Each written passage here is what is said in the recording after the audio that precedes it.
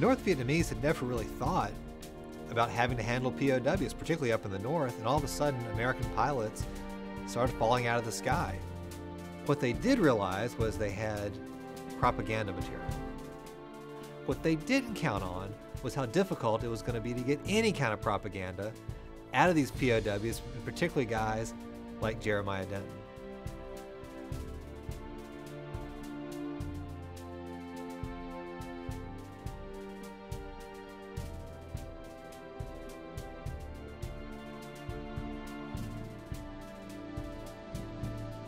Rather than be able to simply refuse to go to a press conference, as they called it, I decided that rather than go through the torture again at that point, that I would probably be better advised to go to the conference and then break it up. After having been coached for 3 nights following my torture on what I would be well advised to say to him, he had given me a long line about how we were killing so many people, so many civilians and so forth. Did I approve of the United States policies? My answer was, no, I don't know what is happening, but whatever the position of my government is, I support it fully. Whatever the position of my government is, I believe in it. Yes, sir. I am a member of that government. Well, we were just the family, you know, clustered together in the den in that house on Watergate Lane. And, you know, as I recall, it came on the regular news about 6 o'clock in the evening. And now, ladies and gentlemen, it was horrifying to us because he did not look good. He looked really bad.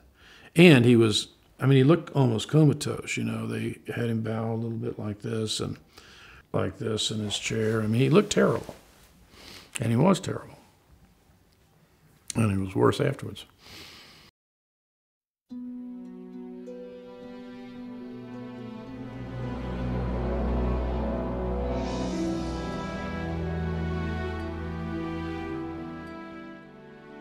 Under the duress that he was in, that he had the composure, you know, to get that message out, because at that time,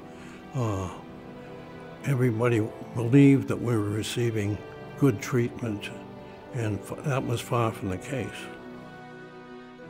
But he was suddenly put in a position that you can, in a certain sense, say you weren't really trained to do, not one you ever expected to be in, and where a lot of people stumbled and fell and did a lot of other stuff, and he managed to stand up front and lead the way through some 7 years of total hell.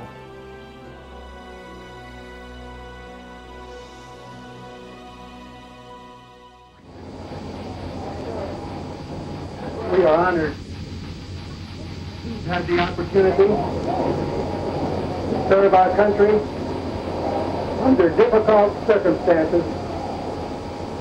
We are profoundly grateful to our Commander-in-Chief and to our nation for this day.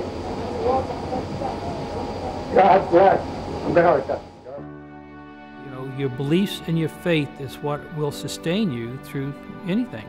And he lived that. You want to say he proved it. His story should be known by everybody.